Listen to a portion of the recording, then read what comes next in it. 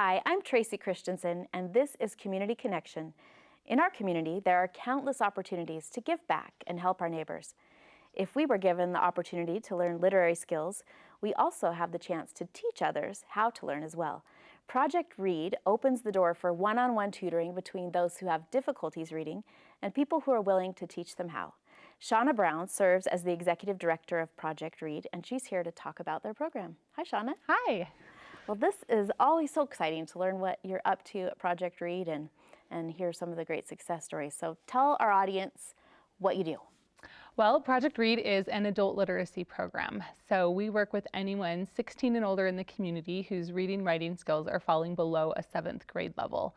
And surprisingly, I think many people think that we live in Utah County and everyone knows how to read.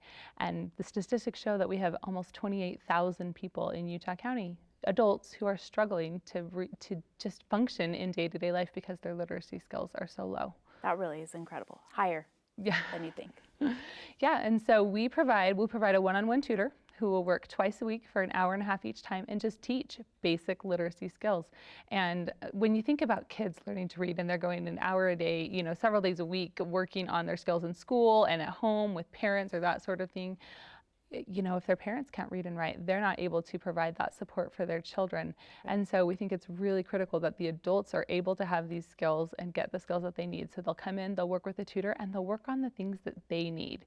So we may not be reading a little story about a bunny or something like that, but they are reading job applications and they are reading notes that are coming home from their kids' school. They're learning how to read the dosage on a medicine bottle or something as basic. A student called the other night and she was so excited because she had cooked her first box of rice-a-roni all by herself because she could read the directions on the back of the package. So I think we don't think sometimes about those really basic things.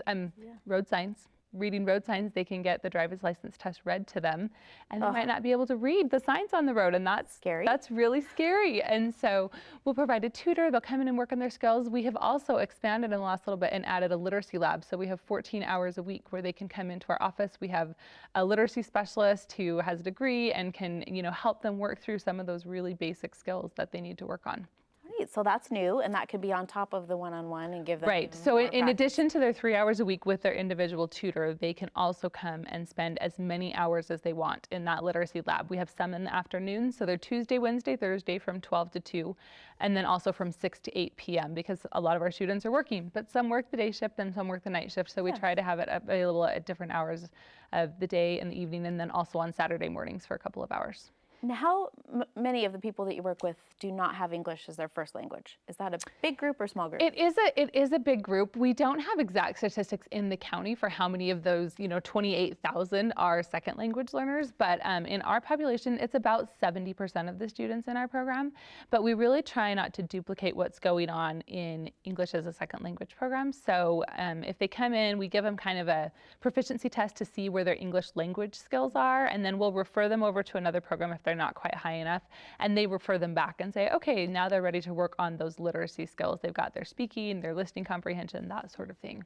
Now, really quickly, I know every year you have a spelling bee. That's your major fundraiser. So tell us coming up about it next month, and we're really excited. It is on Tuesday, September 27th, and it will be in the ballroom of the Provo City Library. So up on the 3rd floor, it's a gorgeous space, and it's a great fundraiser for the organization, and it's also a whole lot of fun. So it's a corporate fundraiser. We actually have teams from different companies around the valley that come and compete to be named Spelling Bee Champion. We are grateful we have our 4-time champion, Northwestern Mutual, who's once again this presenting sponsor and determined to pretty competitive, maintain, they are, but want to maintain their title as Project Read Spelling Bee Champion. And they've got some good spellers, so I think they can do it. It's a perfect match for your group.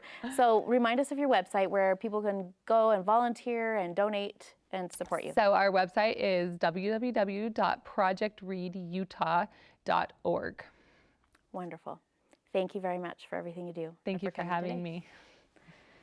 If you'd like to learn more about Project Read and other service organizations in our area, please visit our website, KBYU11.org. Thank you so much for watching, and we'll see you next time on Community Connection.